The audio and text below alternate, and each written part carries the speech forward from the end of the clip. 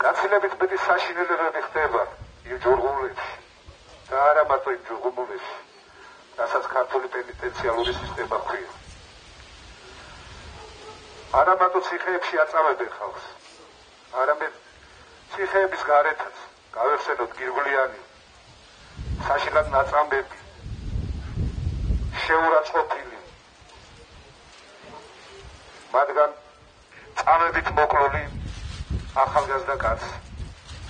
გავეხსენოთ ბუტარო ბაქის, სრულიად უდანაშაულო ადამიანი, რომელიც ხელებაწეული მიდიოდა და იღლის ქვეშ ესროლეს.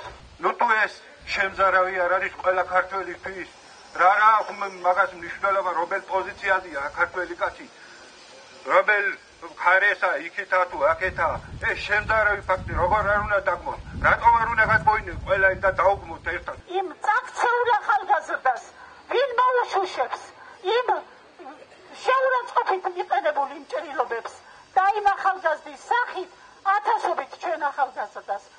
ის რაც გუშინ ჩვენ ნახეთ, ეს დიდი ხანია ცნობილი იყო ხელისუფლებისთვისაც, მაგრამ ისინი რატომღაც თავს იკავებდნენ დამნაშავეების დასჯისაგან. ეს მანამდეც იყო ცნობილი, მანამდეც აცხადებდნენ ოპოზიციური პარტიები, სამართალდამცავი ორგანიზაციები, მაგრამ ეს რჩებოდა ხმარ-მღაბადებლისა უდაბნოს საშინა, არავინ ყურს არ უგდებდა მათ, სანამ ფაქტები არ იქნა გაუმზეურებული. ეს ფაქტები იყო რბილად რო ვთქვათ, აღმაშფოთებელი. დაინახა ერმა და არა მარტო ქართველმა ერმა, არამედ მთელმა მსოფლიომ დაინახა, თუ ვისთანა გვაქვს საქმე, უნდა მოუწოდოთ სუყველას, რომ დაადგნენ იქ, სადაც სიმართლე არის, იქ, სადაც ადამიანის ღირსება არ შეილახება და პირიქით, სადაც ამ ღირსების დაცვა მოხდება. ეს ფაქტები, ესეთი ტერსაც არ ეკეთებდნენ ესეთი ქართველი ციხეში როგორ შეიძლება ესეთი რაღაც გაკეთდეს? ციხეში გამოსასწორებელია ციხე, არა პირიქით. აი ეს გაგრძელება არ შეიძლება.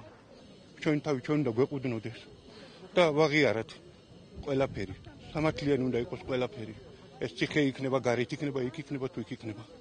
მე სამაქვს სათქმელი და მე მოუწოდებს ყველას, რომ უნდა გამოვიდეთ და გავაპროტესტეთ ეს ყველაფერი. ეს საშინელება, ეს საშინელი ფაქტები. თუ ესეთი რამე ხდებოდა საქართველოში, ხალხო რა გვემართება? განგაში ზარები უნდა შემოუკრათ, ესეთი რამე არ უნდა განმეორდეს. მე როგორც დედა, მე როგორც ცოლი, მე როგორც შვილი, მე როგორც და მოგმართავთ სუყველას, ხმა ვიმაღლოთ სუყველა მაიამს ძალადობის წინააღმდეგ. განა შეიძლება ქართველები, ისედაც განახევრებული, გათითო-კაცებული ქართველები, კიდევ ერთმანეთს ასე ვიმეტებდეთ ხალხო.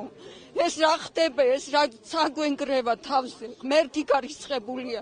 ღვთის გზას ავწდით, ეშმაკის გზას ვადგავართ ხალხო.